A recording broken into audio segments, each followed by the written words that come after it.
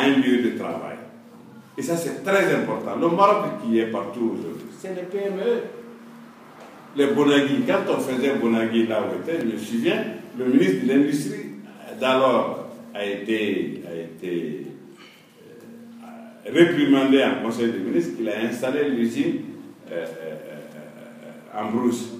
Vous avez parlé par exemple de Sogitrans. Sogitrans a commencé avec 100 bus.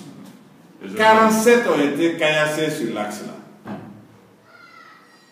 Mais qu'est-ce que cela a à voir avec... Ça ne prend pas que des militants de la FG. 47 ont dessiné ce axe. Absolument. Vous pouvez aller les compter.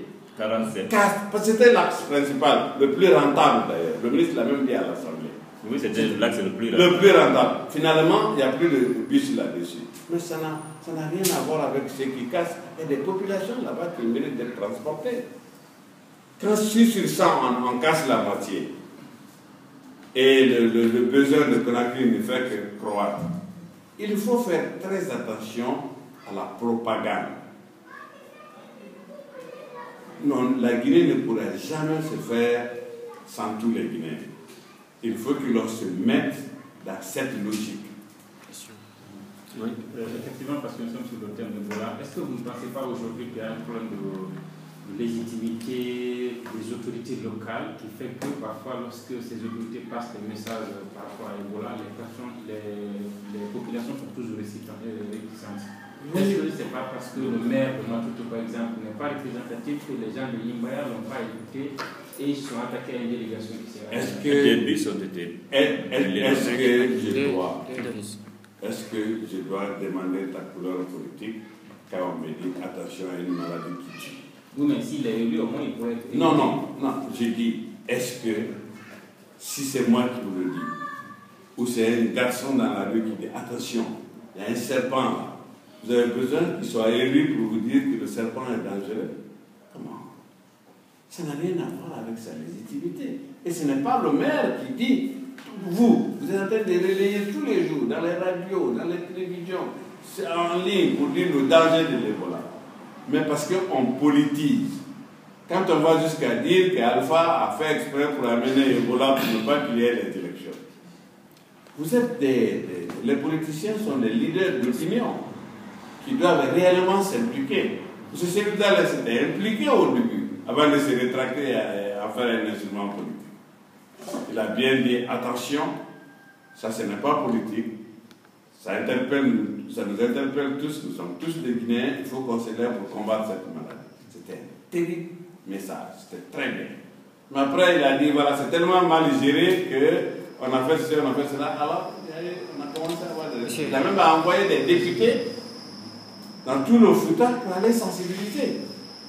Et je vous avoue que pour la région, ça avait porté fruit. Les meilleurs résultats ont été reçus là-bas en termes de gestion. Voilà, ça veut dire que ce n'est pas un problème de gouvernement, c'est un problème de population qui sont d'abord concernés et qui doivent gérer ça. Voilà. Vous avez tout de suite déploré le discours de Sékou Dalin, mais moi je vais même juste citer celui aussi de l'ancien ministre de l'Agriculture, Jean-Marc Kiliano, qui, ce dernier temps, est dans une logique, il veut peut-être dire que le président de la République n'est pas guinéen, pour dire les choses clairement, ça aussi c'est violent, mais de l'autre côté, on a le président de la République qui traite aussi ses opposants de nains politiques, de petits comptables, de chiens, parfois. Est-ce que vous déplorez ça? Non, je n'ai pas entendu chien, nains politiques, oui, parce que c'est vraiment des nains politiques. Ah, moi, je connais 4 politiciens guinéens.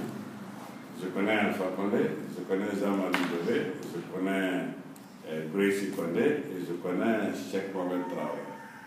Bon. Voilà. Et les autres? Nous sommes des amateurs. Honorable, récemment, le ministre Tata Vieux, lors de son passage à Farana, aurait tenu un discours dans lequel il aurait dit que Ebola n'existait pas. Ne croyez-vous pas que c'est suite à ce discours que ceux de Farana se sont remontés? J'ai entendu parler de ça, mais je suis aussi surpris que vous. Parce que je ne peux pas voir un ministre qui va pour la sensibilisation et dire que ce n'est pas vrai. est-ce que ce n'est pas une mauvaise interprétation? Est-ce que ce n'est pas un lapsus? Mais je ne peux pas croire que le ministre dise qu'Ebola n'existe pas. S'il l'a dit, c'est plus qu'un crime. Comment avez-vous pu gérer ces rumeurs dans ces écoles et certaines villes du pays? On a arrêté un qui dispensait ces rumeurs. 10 minutes après, on a collé l'étiquette des militants de l'UFDG et on a dit que c'était un procès politique.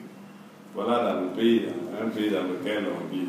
C'est-à-dire qu'on est militant, on ne doit pas être poursuivi. On est militant, on ne doit pas répondre de ces faits.